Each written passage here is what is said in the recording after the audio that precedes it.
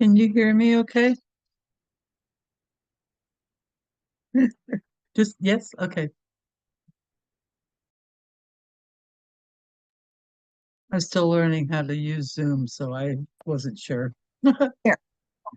Well, I'm using my iPad and I don't usually use it. So uh, it's like, okay, which button? Where Which is button? it? Yeah. Well, I Hello. got here a half hour early just to try to figure out how to get the camera to work. Hey, I got that. Thank you. Hi, John Marie. Hi, how are you all? We're good. It cooled down here a little bit today, so yay. Yes. Are you guys both in Indiana? Indianapolis for me. Okay. No, I'm Where are you, I'm Nancy? I'm in Wisconsin. Okay. Oh, I'm in where in North Wisconsin? Carolina. Oh, you are. Yes, but I've been going to the pool every day to at least stick my feet in. Yeah, no kidding. Where in Wisconsin are you? I'm in the Madison area, just a little Oh, bit, okay. just a little south.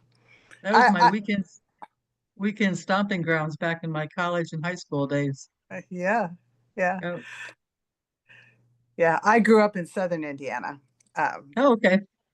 I have 200 years of roots there, but I left town. I actually lived in Menominee Falls, if you probably know. It's Oh, right yep, outside of, yeah, yep. yep. And but once I got a car, Madison was the place to go. That's right. That's All right. the cute college guys were up there. That's right. Uh, Loretta, where are you coming from? I live in Idaho Falls, Idaho. Oh, that's Wonderful. right. I So I remember. didn't ever live in Indiana per se, but I've got a You froze a minute, Loretta. She'll freeze in a minute.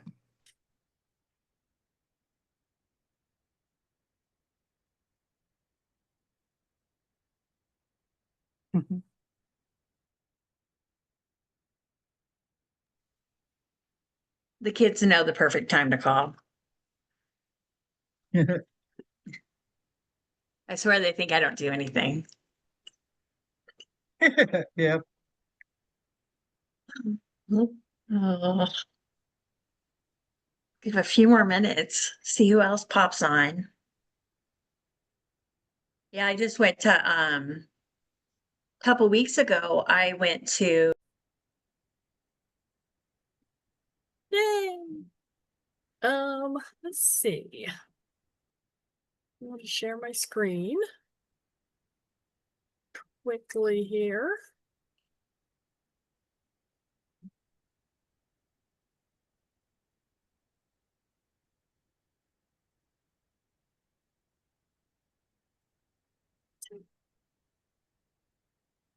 There we go. So hello, everyone, Hello. and welcome. Glad to see you back. It's a short month. feels like it went fast. Summer's like almost over.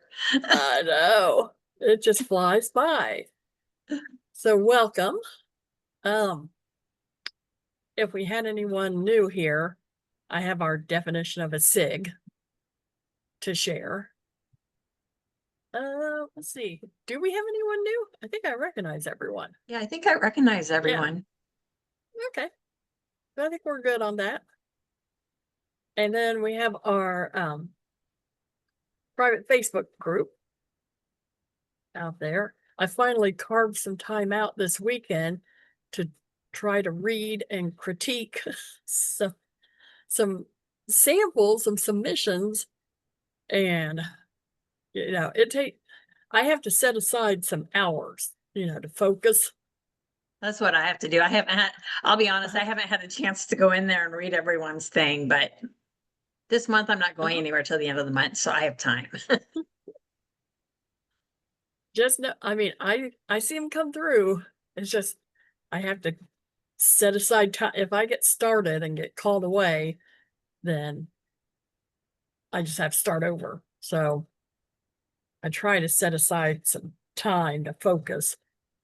When you're not doing anything. Yeah. And that's why it came down to Sunday afternoon this Yeah. week. From what you've Oh. said, you have a few irons in the fire, so. Let's see. And of course, we have the Genealogy Writing Award. And since John Marie and I are on the publications committee, and Joy Neighbors and Brian Smith, this coming year, we're going to have unbiased third parties judge the writing. Hmm. So if any of you submit part of an article and we review it, we won't be in the judging part. So because that I just think that would be fair, more fair. Yeah. And we have, our board of directors, they can, I think they'd be happy to read and judge. Normally we don't have that many to choose from. So I think True. now that all of us are starting to get where we're writing our story, Joy says she's getting so many more articles. So She it's did going to be say, a hard choice yeah, this year. which is a good problem to have. Yeah. Yep, I was thinking the same thing. Yeah. So this meeting about the genealogical proof standard, I was looking at number 3, thorough analysis and correlation. And I guess it's kind of serendipitous. I had a situation come to me this past week at the museum where I work with someone that had a question where I had to use analysis and correlation. And I thought, I'll share it with you all. So I was contacted about this lady, Emily Wilson, and that's her maiden name, wanting to know if this lady named Jane Gwynn Wilson was her mother. So there's some background. I won't get into all that, but I did look at Emily's obituary, and it was from 1884.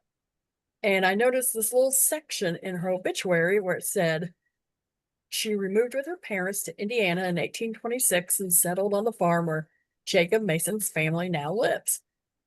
So my first thought was, where did Jacob Mason live?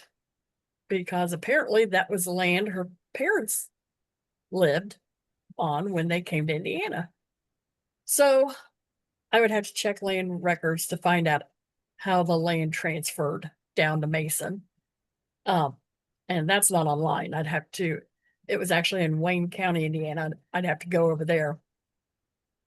But in my research, I did find that Jacob Mason was married to a Louisa Gwynn. And this is how Emily's mother's maiden name is spelled, Guynn. So I thought, that's interesting. So I looked up Wayne County. Well, I guess I found Jacob on the 1880 census to find out the township and section where he lived. And it turned out he was in Jefferson Township. So I pulled the plat map, which is online, and I found him in the township. And so now I know the section where he lived. And once I get my hands on the land records, I could trace that back. But what I also noticed, and I kept trying to zoom in so you could see it. So the little red square where Jacob lived. If you're familiar with Wayne County, this is Hagerstown right here. Down here is Richmond right there. So that's the National Road, and Hagerstown's up here. And then I really zoomed in. So there's Jacob's land. And then I noticed catty corner to him is a Charles Gwynn, Guynn. Interesting. And this red line up here is State Road 38 that goes through here. So I'm thinking, well, there's a connection. Emily's mother she is buried in a cemetery that is in Henry County. It's this little tiny square, Batson. Here's the red line for US 38 in Hagerstown. This is Liberty Township in Henry, which is adjacent to Jefferson Township in Wayne. There's Jacob Mason's land. And over here is where I found Jane, before she died, living with her son. And both of her sons own this land. So, you know, I'm correlating and analyzing this data to make a case for, was Jane Emily's mother? And I looked at the 1850 census and I found Jane living with her son James in Liberty Township. And I noted their dates and places of birth. They did come from Kentucky when they migrated here. And Emily, on the 1850 census, was married. And she was actually a widow. She had 8 children. She also lived in Liberty Township. And she was 35, born in Kentucky. So that puts her at the age to be James's sister. And then I looked at the 1850 census for Charles Gwynn, and he is in Jefferson Township, Wayne County. He's age 60, born in Pennsylvania. And then his daughter, Louisa Gwynn, married Jacob. She's 29, was born in Kentucky. So there's a lot of correlation of the evidence. Now, I would have to dig into those land records to really strengthen this proof argument that Jane was Emily's mother. And the lady who reached out to me, she wanted to know who Emily's parents were. So I think I pretty much figured out Jane. But I think her husband died in Kentucky before they migrated here. So he's a little more difficult to figure out. But I thought that was a neat example of analysis and correlation. And of course, land records, tax records. It's possible that Jane's husband was alive and moved here and died shortly thereafter. 1826 is pretty early. But I haven't really seen any evidence that he was with them. So, and there's some more background information. I didn't want to get too deep into it, but I thought, that was kind of neat that lady reached out. And then I started digging around, and it's like, well, I can correlate these things. This is kind of what I want to talk about. So it just kind of came, that situation came to me to share with you. So she was on tonight. She learned all this. I have to share all this with her still. So, but that's kind of my thought process. That there's several different ways you could go about it, figuring that out. I mean, look at the censuses first, and then the maps and the land records. I'm familiar with this area, so I was looking at the maps right away so I could plot them and see how close they were to one another. They were basically about 5 miles apart on those plat maps. They all lived within like a 5-mile radius of one another.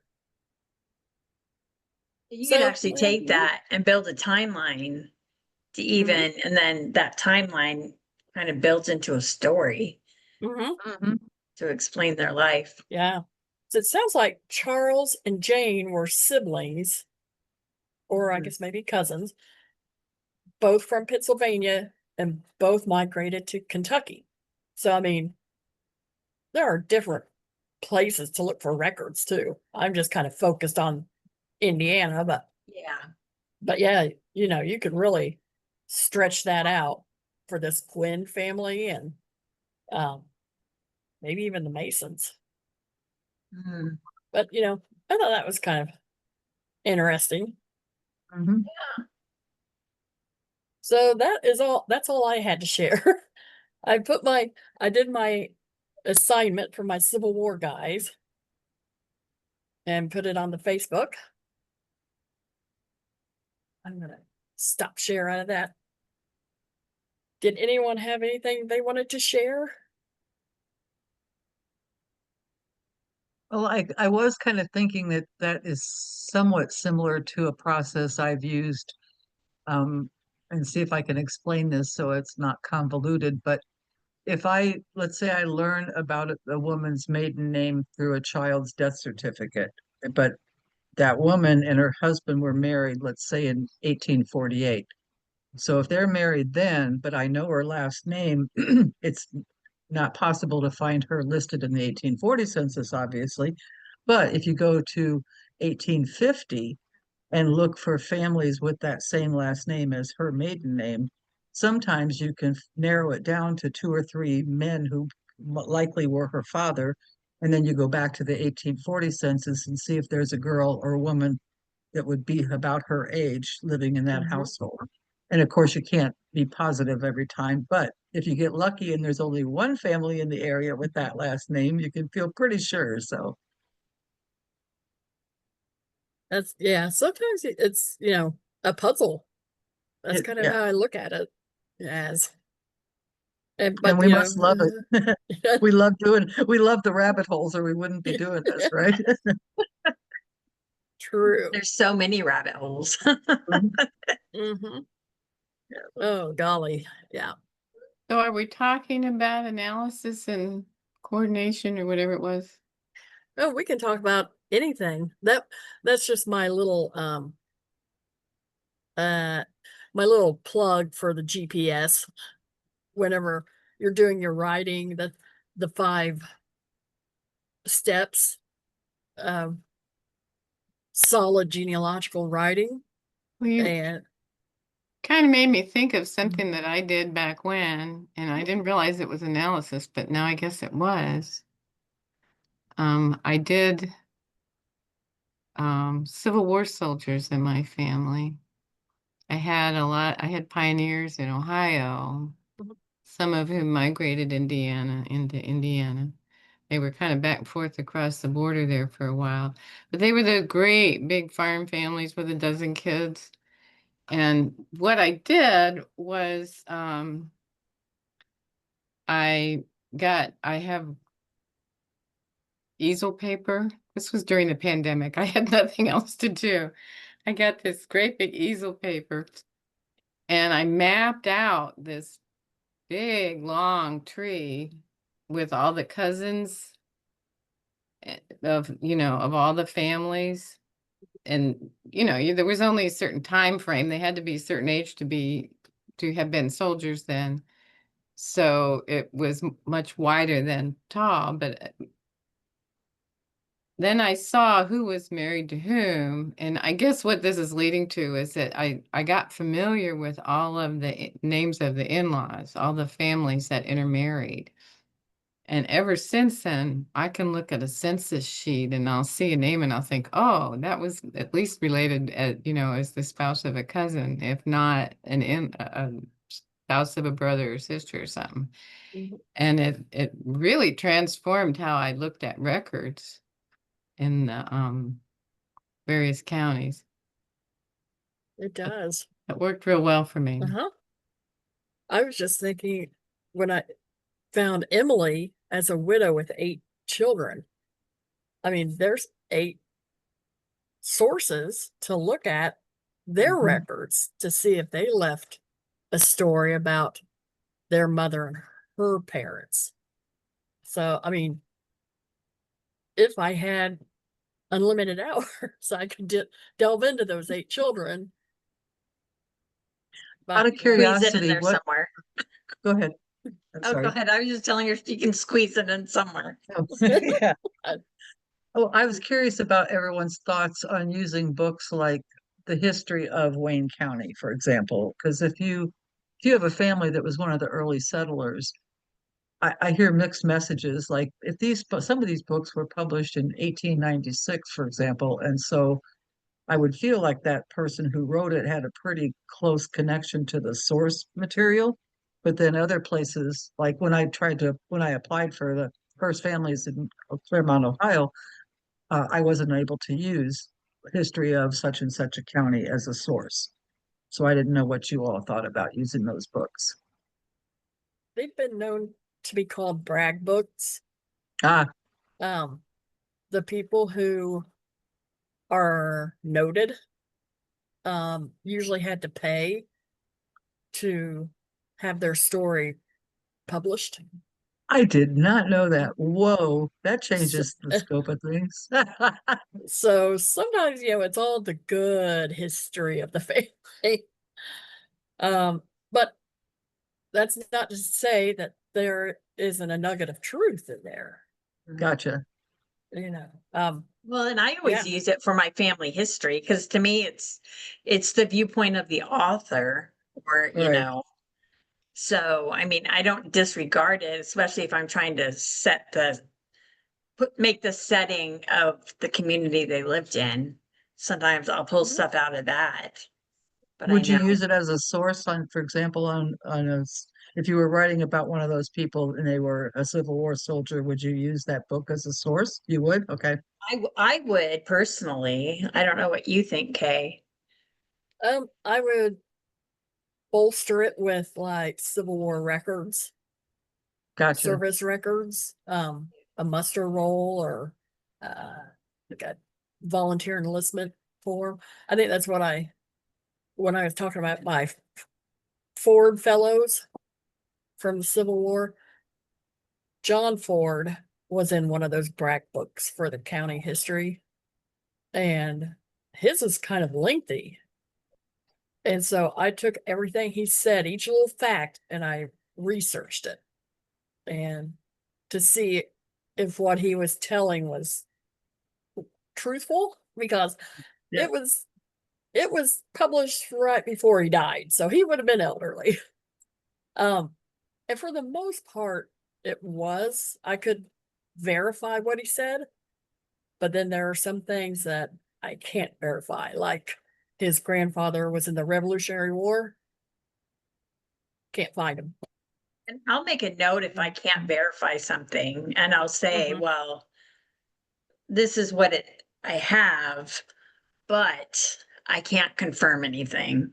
Yeah. Gotcha. Yeah. That's what I was wondering. Like I have a letter written by it's my grandfather who was my Civil War veteran. And so I have a letter written by him. And Wow. so I triangulated, whatever, with I have a civilwararchive.com resource that lists everything that the 53rd Indiana Infantry, the listing of all their battles and sieges and all of that went through, just a listing. And so everything that he mentioned in his letter is on that list. So to Oh, make sure perfect. that his memory, was what it said. Now, the paperwork on the muster roll is one date, and when he said he left is a different date. And I made note of that, because like he mustered out in July and he said he left in August. Well, he may have left in August. Mhm. But he mustered out according to the papers that I found. So I'm trying to source that difference kind of thing. Mhm. So, but I was wondering about like the different, I tend to write more informally than formal. And so I was just wondering about the style of writing, how, how do you like distinguish that between like my title is Teenage Civil War Soldier Henry G. Caldwell. I mean, so I use it because he was 15 when he went into the Civil War. Wow. Of course, he told him that he was 16, but you know, that's Yeah. that's neither here nor there. He was gonna be 16, but He was almost Someday, there. yeah, someday he'll be 16. yeah, right. So, because I have his letter, and then I just got it last week. Somebody sent me a newspaper interview of my grandmother. And Oh, so I wow. used some of her words, that she remembers. She was 29 and he was 63 when they got married. So I just think that makes it, really interesting. But all of this is, I mean, so I reference her words to the newspaper article but it makes for a pretty, it's interesting, but it makes it pretty informal, but still referencing to, um, different sources. But they're not, newspaper article is certainly not a primary source. I mean, it's, I have to read, I'll read you this one comment she made. It just cracks me up. My grandmother came and lived next door to us when I was 10. So she said, when she's talking about their marriage, in the beginning, it was more of a convenience. He needed a housekeeper and she needed a home. The couple was happy in their marriage and never had any marital problems.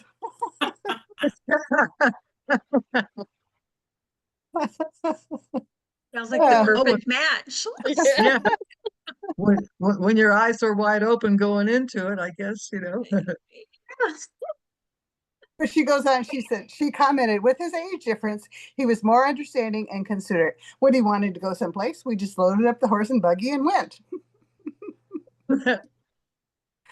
But my grandmother was very laid back, so it Yeah. fits with what I knew about her personality. But so that's kind of the tone of how I wrote the article, as being very personalized. And so it's not some of the articles that I've read in the Indiana Genealogical Yeah. Journal. So Oh, my writing style isn't close to any of those either. So I emailed Kay a couple months ago saying, just, if you get a chance to read this, I'd be curious to know your thoughts on my writing style, because this was not at all like anything I had read in publications. But it is what I don't think I could change it if I wanted to. Did I get back with you? Yes, you did. Thank you. Okay. Okay. Yes, you I did. was thinking I did. You I did. think it's good to have those different writing styles though, Mhm. especially in the journal, because different styles attract different people. Yeah.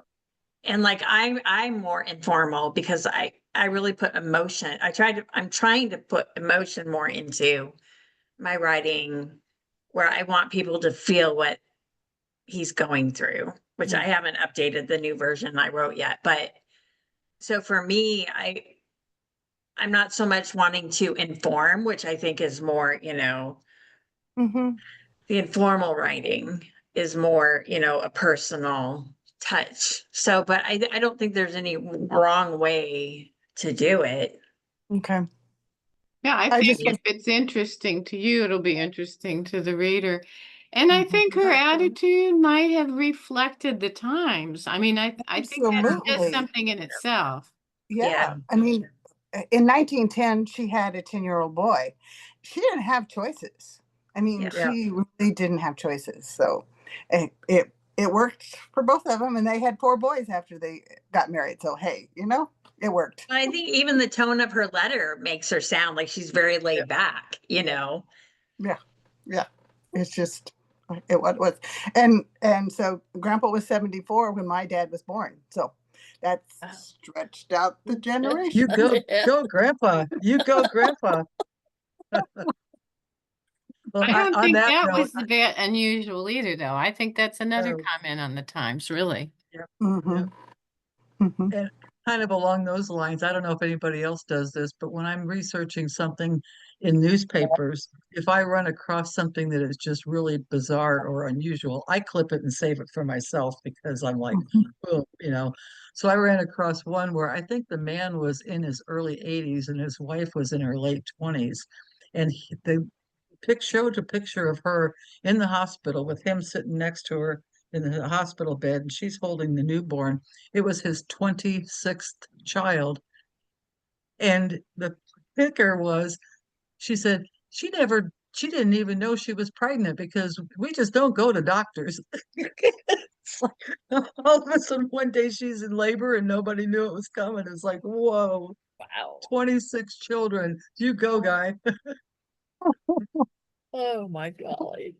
How many wives did he have to have all those children though? That's what I thought about that too. It was like doing his family tree would be, whoa, a challenge. I mean, there's a lot of marriages or something in there. Yeah. Mhm. I think one of the main thing with when I write, I try to be consistent. Or, I try to watch what voice I'm writing in. Mhm. When I use pronouns, like she was married to Jacob Mason, who was the son of her. It's like trying to replace pronouns with names because sometimes you'll have a sentence with 4 or 5 pronouns and you kind of get lost on Mhm. who's who. So, Yep, you know, like clear and consistent so the Mhm. reader can follow it. Mhm. Mhm. I know one of the things I have to double check on myself is I have a tendency to change tenses. I'll go from like a present tense sounding Mhm. and then I flip to past tense. So I I'll do set that it as too. I have to set I it do aside for too. 2 or 3 days and come back Mhm. and look at it and catch it. So That's easy. That's one of it's just easy to yep, fall into, you know. yep, But yeah, that's a good idea too, is to kind of walk away from it yep. and then come back after a couple days and Oh, I Mhm. have to take a do look that. at it. One Mhm. of the things that I discovered is that it jumped around, even if it was just one family. Finally decided that what I need to do is pick out one person. And then Mhm. even if there's Mhm. other really significant people, I tell how they're related to that central person. And that No. has helped me a lot to keep from being confused or confusing. Mhm. Yeah, especially when you get families where the fathers and sons were all named after the fathers and sons. And Right. it's like you got to start using, junior, senior, something to differentiate the him from a his, if you use too many pronouns like Kay was saying. So, Mhm. Yeah, I've seen Mhm. an article where there was like 5 generations of like Georges. So in the guy's family thing, he'd put George 1, George 2, George 3, and then he'd clarify like can't remember if it was in the back or the front, but like this is George 1 and yeah, 2, 3, yeah, 4, 5, because it was hard to keep them straight, but that was the only sure. way they would do it. And it would just be the little number, I can't think what it's called, the little number next to the name. Mhm. But what a relief that would be when if you immediately know which George it is. I like that a Yeah. lot. Yeah, Mhm. Yeah, because Mhm. I'd sit there for a half hour trying to figure out. yep.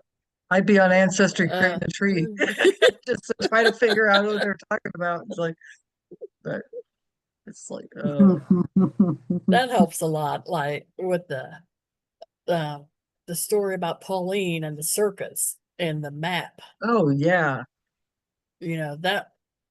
That really helped because you can read about it and try to picture it in your mind, but then you see the map and it's like, oh no, no. yeah, But I've said, I'm a visual person. I have to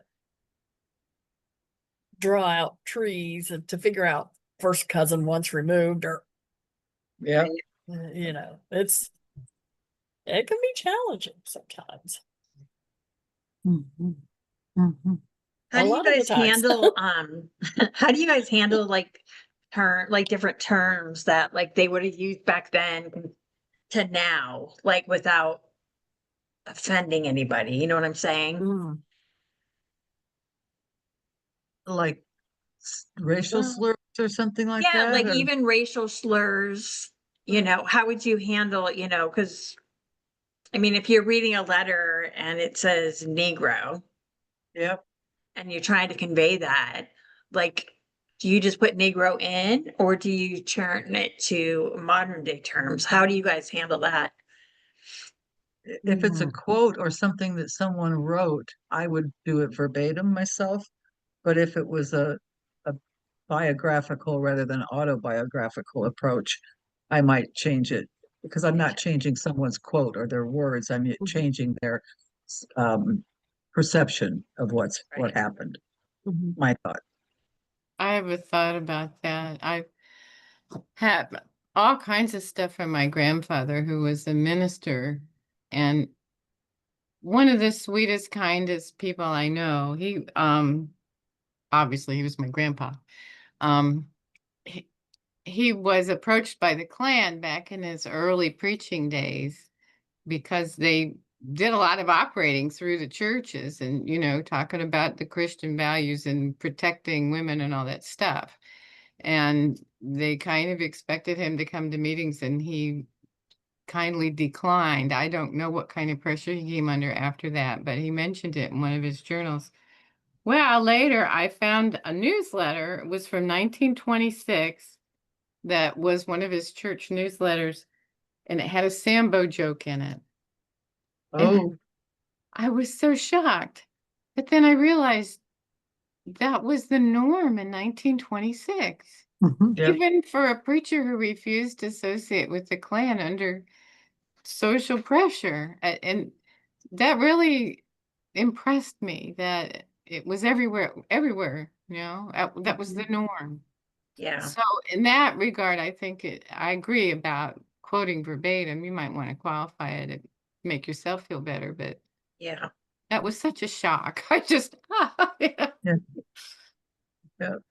I also wondered about using footnotes on something like that, where you could tell the reader, this was the This is where it came terminology, from. phraseology. Mhm. This is what how they talked in the time. So, Yeah. Let's see. Gail in the chat, she said, I have that problem when I write about colonists and or pioneers, quote, taking land from, unquote, Native Americans, especially since my ancestors escaped the Trail of Tears. oh, Yeah. good for them. Mhm. Wow. Wow.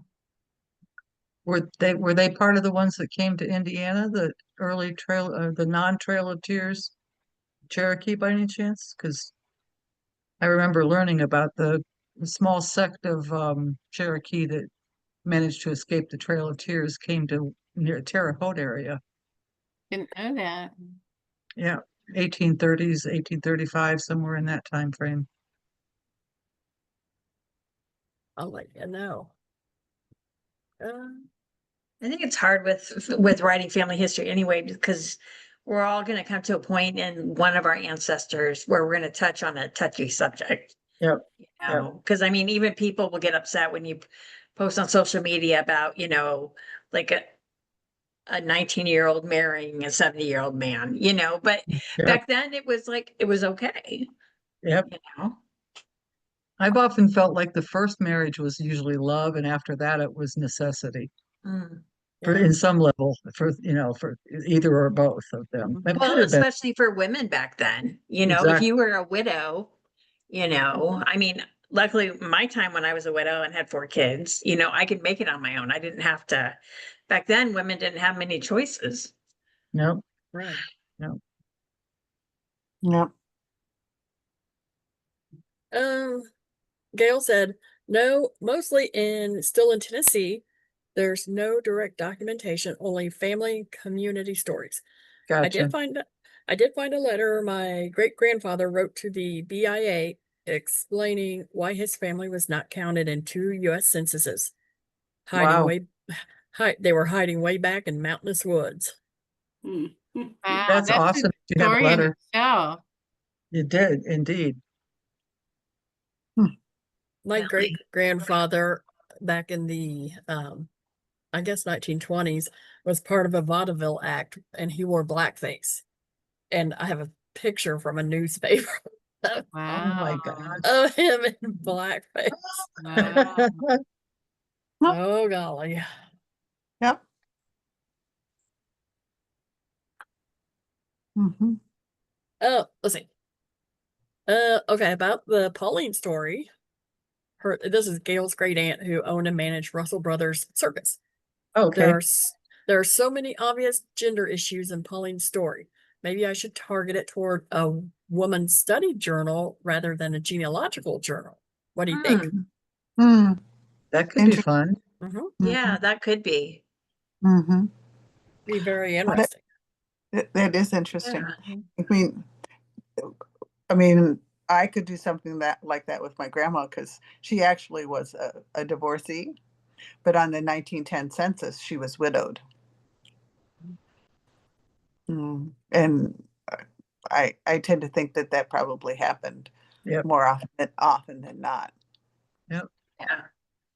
Yeah. And just so you know, that'd be a great article for the March edition of 2026 because we're doing women's history in Indiana. Just so Oh, you that know, would be an that would idea. be great. She said Yeah. they told Pauline a woman can't run a circus. And she sure enough did. I like Mm. that kind of spirit. Yeah. Don't tell me I can't do Don't that. tell me, yeah. I think a writer can take an idea and change it around depending on what market they want to have it published in. And you Mhm. can take the same family and come up with 2 or 3 different articles that could Mhm. each be published independently and Mhm. still tell the story slightly from a different angle. Yeah. Mhm. Like a Absolutely. different slant. Mhm. Yeah. Yeah. Mhm. Yeah. And Yeah. I Gail really. likes that idea. Good. Mhm. Mhm. Go ahead, Nancy. Well, I was just thinking that's an interesting thought because, you know, like Grandma said, she needed a home, and actually, that home then provided her income after Henry died because she rented it out and then went to live with Oh. relatives. Smart. Yeah. I mean, she did like to go and visit people. So I have other letters of hers that said, we're renting out the house and she's going to be with XYZ family. So she could rent out the house. So, I mean, that was the resiliency of her, in terms of that time period. I mean, she was thinking ahead and building a future for Mhm. herself and, Mhm. her children. Mhm. Indeed. And did she Mhm. ever remarry? Nope. She never remarried. There's so many stories about women under coverture who decided not to remarry so they could still be in charge of themselves. Mhm. That's another angle. Mhm. Yeah. Well, that's why some of the younger women went for the older men because they're like, well, I can outlive him. Yep. Yep. And a pension. Yes. And the pension. It's And not they like the went for men. younger women for somebody to be able to take care of them in their old age. I mean, Yeah. they needed somebody that was going to be live long enough to do that. So, Yeah. Well, Cool. and her boys took care of her. I mean, good they for them. called her little mother, and they would send back some money to her, and when they were in World War II and stuff like that. So, yeah, it's very interesting. Mm. So, yeah, my uncle decided he was leaving Indiana to go to Las Cruces because of health issues, and Grandma says, "No, I'm not going to New Mexico." So that's when she came to live next door to us. So here's a question regarding the stories we want to submit. So my 2 times great grandfather spent most of his working career in Indianapolis, but his mother and father were in Louisville and never lived in Indiana. His mother to me is what I call our family Spitfire. And at some point I'll finish the story and I'll put it on Facebook. But she was a Spitfire because in 1906 or something, she was arrested for disorderly conduct, which I think was hilarious. But what I really found fascinating was she divorced her husband, my three times great grandfather, married a guy named William Willett, and then several months after they were married, she initiated an antenuptial rather than a postnup. I mean, a prenup, not a prenup. It was an antenup. So, which I had never even heard of. I didn't even know people created nuptial agreements after they were married. But she did, to clearly outline that her property was hers and he wasn't getting any of it. And they got divorced and she ended up marrying my three times great grandfather back again. So she had to have been a real handful to live with. But I didn't know because she never lived in Indiana, but her son did. I didn't know if that is enough of an Indiana connection. And if it's not, that's fine. I'm still going to write the story, but I wasn't sure. I would say so because it's an interesting situation, Indeed. especially that record. You know, Yep. that's rare. I would think. I mean, to Okay. me, she raised the kids, Mhm. Exactly. and so that shaped them. So Mhm. this is why he may have been, the way he was and viewed, had his views because of the way he was raised. Yeah. Yeah. Oh. Yep. Okay. Well, because with the upcoming, you said March, I think, for the women. Yeah, March 2026 is Women's in History in And I Indiana. didn't know, like, because she never lived here, would that qualify for that category if I tie her son, who did live in Indianapolis, in, some way, shape, or form, make that connection. Right. Yeah. I can always throw it out there if the judges Yeah, I don't mean, think you it can fits. always submit it and Yeah. Joy will let you know, Okay. or, bring it up to her and say, hey, here's an idea I had. Do you think I can tie it in somehow into it? Okay. Yeah. Yeah, It never or hurts to ask questions. pitch it with Yeah, the angle of this record type. Yeah. That she did this after she married and Right. because it's just over the river from Indiana. That's true. And That's her son true. was in Indiana. Yep. That's true. Yeah. I went down to Frankfurt when I found it was the tiniest little newspaper clipping about her being arrested, and it was like, I gotta know more. So I went down to Frankfurt to see if I could find anything. I did not know about the postnuptial agreement. And so when I got down there and I looked up all the records they had, I came back with a little over 300 pages Oh, wow. because their divorce was so contentious. She tried to get all of the children in on her side, and he tried to get all the children in on his side. Oh, And each my of them was goodness. talking about how raunchy the other one was, and then they ended up getting remarried again. I was like, who knows? I'd love to. They talk about if you could talk to anybody, meet with anybody who's passed away, who would it be? It would be Yeah. Eliza. I would want to I talk mean, to Eliza. that's, that would give me hope, to find a teeny tiny little newspaper article. Yes. It was no, And just it leads to this 300 pages. No kidding. It- No I was kidding. yeah. not expecting that. Not Well, expecting that at all. Well, and also just the impetus to say, I'm going to go and see what I can find. Mhm. Because we get, at least I do, get so dependent on electronic records. Mhm. And Mhm. look at the gold mine you found by going. Yeah. And it takes a lot of effort to go, but boy, was it worth it for you. Mhm. Boy, it was worth it. I think it was close to a 5-hour drive, but it was okay. Airbnb, here I come. It's like get down there, spend the night, and spend the whole day the next day in there pulling everything I could. So, yeah. That's awesome. But yeah, you find a little blurb about an arrest or a divorce, there's going to be court records. Yeah. Yep. Hopefully Yep. somewhere. And you have to kind of go dig them out. I was at the courthouse today, trying to find like a probate record for this lady. I think she died here in Henry County, but the probate records end at 1925, and she was in the 1926 city directory, but not the 1930 census.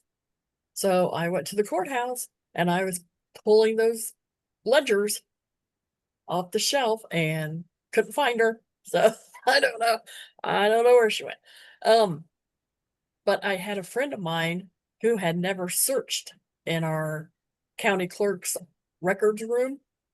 And she kind of wanted me to go and be her friend, gain entrance, I guess, because I've been there quite a bit.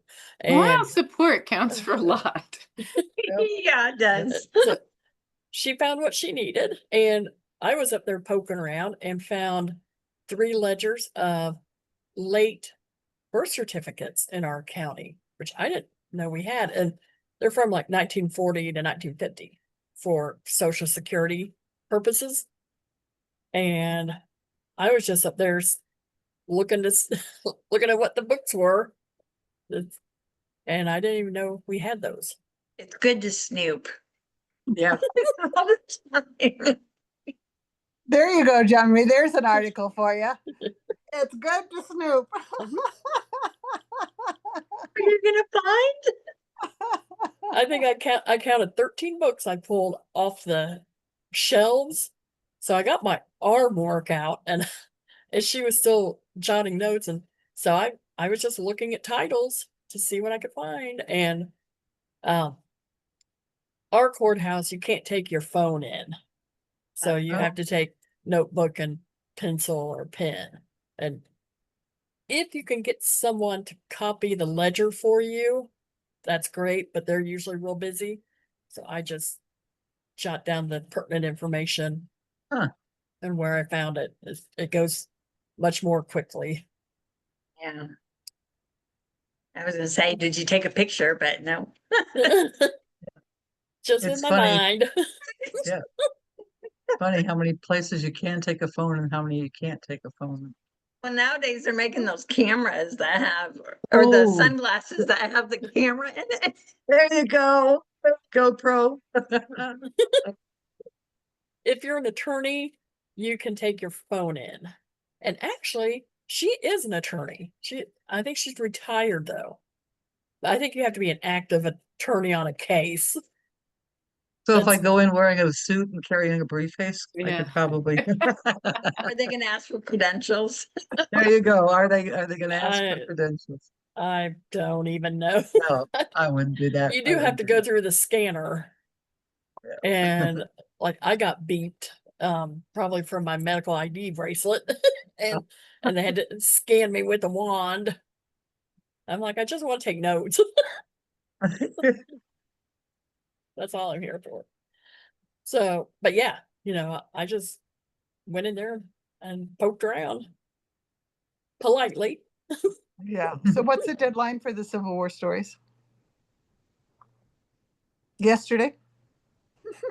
No, I think you can you can send those in at any time. Okay.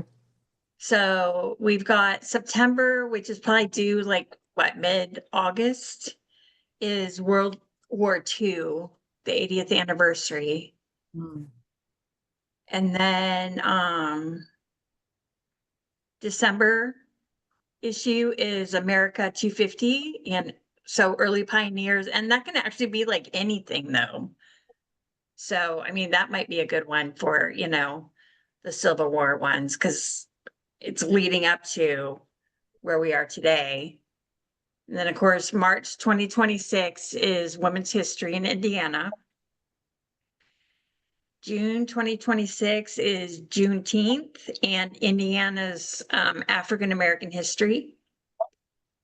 And then September 2026, scroll down, is Family Mysteries. So either brick walls or breakthroughs. And then December 2026 is Indiana Genealogy, and 2027 looking ahead. Is that And I on the have IGS this- website? I'm sorry. I have it pinned on the Facebook group. Oh, I didn't. okay. Okay. I'm I was sorry. looking for it, but I missed it. Okay. Yeah, it's pinned in the features area. Okay. Oh, okay. Thank you. And I'll share it on our regular Facebook page too. Yeah, keep an eye on our Facebook stuff. We keep that more updated than Mhm. the Okay. website. And the website, yeah. Yeah.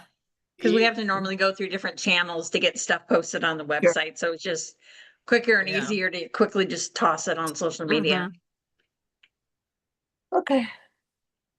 Thank you. Yep. Mhm. I was gonna say earlier we were talking about like racially derogatory terms and maybe putting a footnote. Mhm.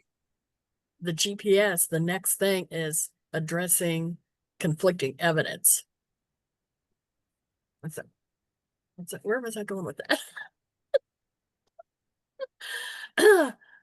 Something we were talking about hit on that.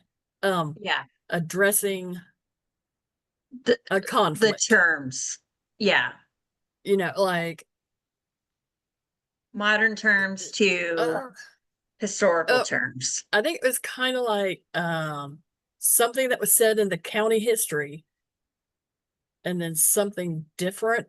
You found a little bit, maybe the Like dates are a little off.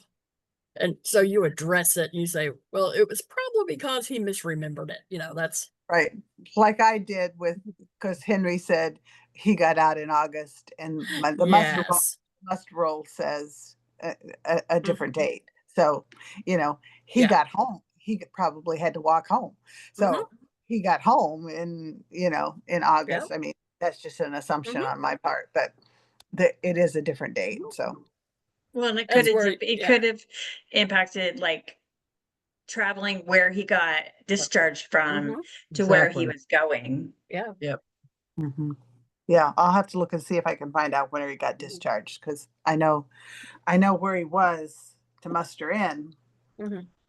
and the distance in miles, but I'm not sure where he got mustered out. So, Yeah. That's where you use those like qualifying terms. Yep. Most likely, probably, presumably. presumably, it Yep. could likely. All records indicate. In my theory, I believe, possibly, those kind of yes. Yeah. Oh, I see.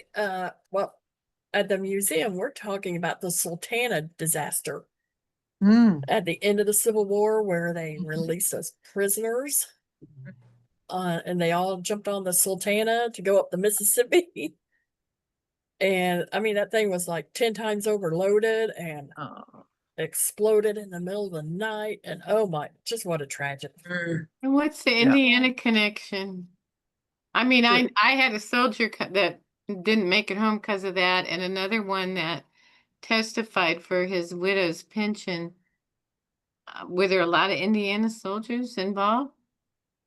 In Henry County, I think we had 13. Wow. Wow.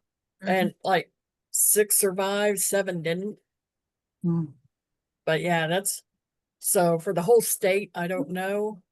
But I mean, wonder if if we that's had something 13, that's listed somewhere, like the people who all, perished, or if you have to go to various newspapers. No, all there's the, there's a museum now. Oh, there is a museum. I was wondering about all the Indiana men, if there's Yeah, a list. yeah. I imagine it probably is for, I think all the there- different states. somebody's probably done it. Yeah. yeah. But yeah, I was just thinking about that you were released from prison and you get on the Sultan, it takes I don't. Everybody wanted to get home. Yeah. Yeah. But yeah, that's what we have coming up. What should we do? Oh, I did for our next meeting. Yep. I was Oh, let's see, Gail. I was writing about the social classes in early American colonial times and needed to distinguish between quote unquote house slaves and quote unquote field slaves. Eventually, I found published source and cited it rather than make it sound like my opinion. Good idea. Yeah. Yeah, Great idea. that's a great idea. Mhm. Yeah. I bet that took Um, some digging. Yeah. I have like in my citation templates, I have a citation like for the 1890 census and Mm. what happened to it, and a little blurb that I can drop in if I need to. Yeah. Oh, I was looking at August and my calendar is just crazy full.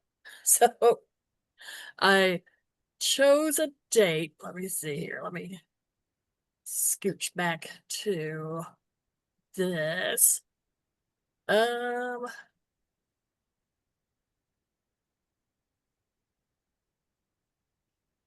When my computer catches up, when I switch from task to task, it just Oh, sits that's there. going to be during Oh.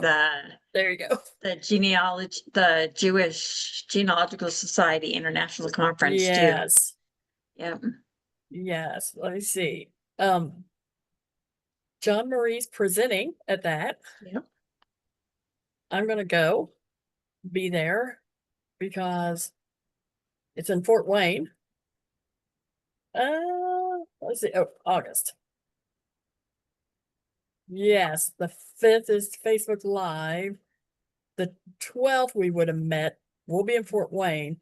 The Yep. 19th I have another meeting. And then the 26th would be too close to September. So I just went with September 9th. Yeah. We'll take a month off. That'll give us more time to write. There you go. So September 9th, anyone have any good prompts, good ideas? Maybe don't we know, should Maybe we write could about, share about how we do our revisions, like the goal of the revisions, maybe.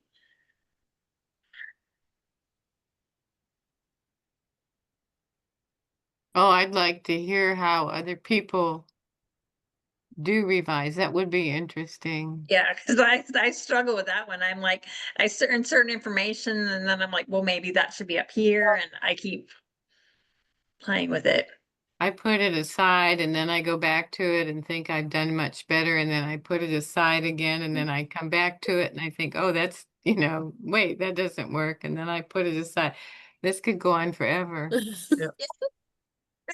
true. So some good strategies would be very helpful. Yeah. I think when I reach that point, I want somebody else to read it. Because Yeah. I'm too, by the time I've read it 3 or 4 times, I'm too close to it. That I either want to change everything or I don't think I should change anything. And I don't really know because I can't make a decision. Kind of like So- And I think that's sorry. I think that's good that we're posting on Facebook too. And that's the kind of feedback we're looking for. Like, hey, this isn't quite, because as we're doing the revisions, I'm sure more stuff's going to stand out too, at least on my stuff. Yeah, I just pull my daughter in and say, okay, here's another one. Tell me what you think. And one thing, when someone gives you feedback, you don't have to take it. I mean, True.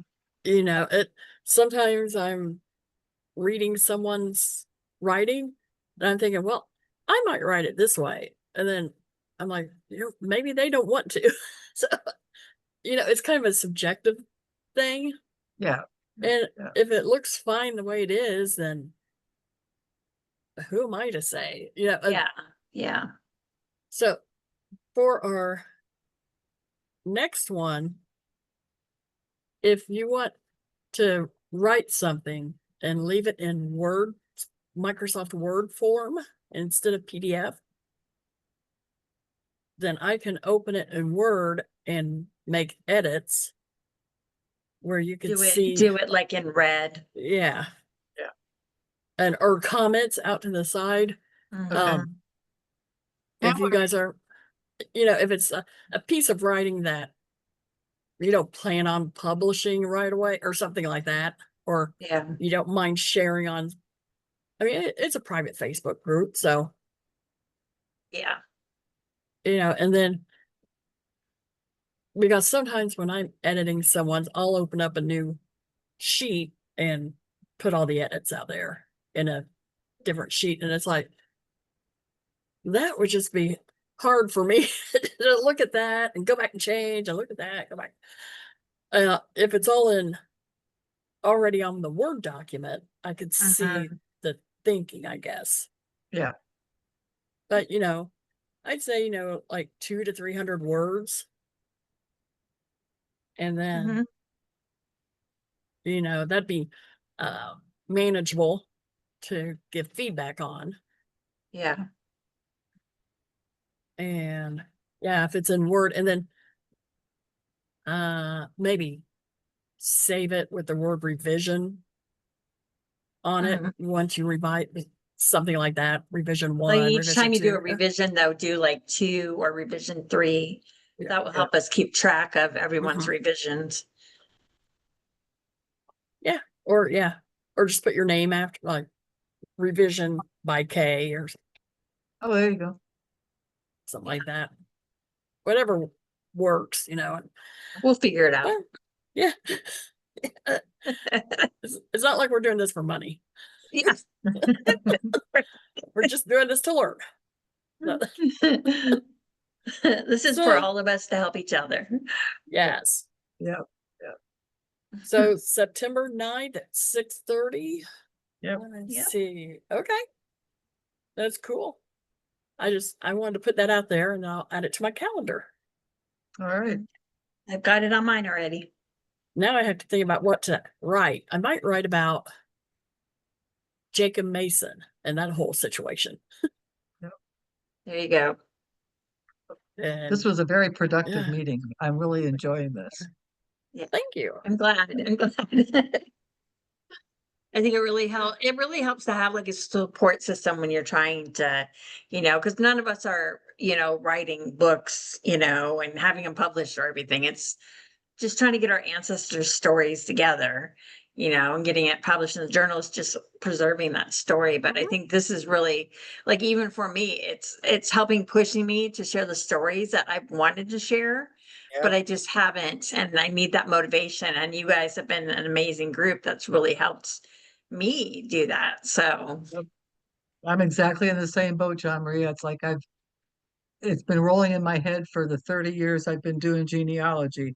And all of a sudden it's like, I was a journalist in the Army. What was my excuse? I had no excuse for not getting these stories done earlier. Raising a family, well, my daughter, and then now I'm taking care of my granddaughter, but there's things that get set aside now because I just have that burning desire to get this on paper. So, Yeah. and I'm not getting any younger, and I want my daughter to know these stories. Exactly. Yeah, I've been a blogger, and it's like, so how come this can't get on paper? It's like, oh, I got it done this afternoon because I was going to come and talk to you guys. There's you something go. about a deadline. It's Yep. like, Yep. it's time to do it. It's like, so Yep. thank you all for being here. I used holidays. I have a distribution list for my cousins. And like before St. Patrick's Day, I wrote about the only Irishman in the tree, but he was very Irish. And I What a think I good did one on a revolutionary guy before Memorial Day, I think it was.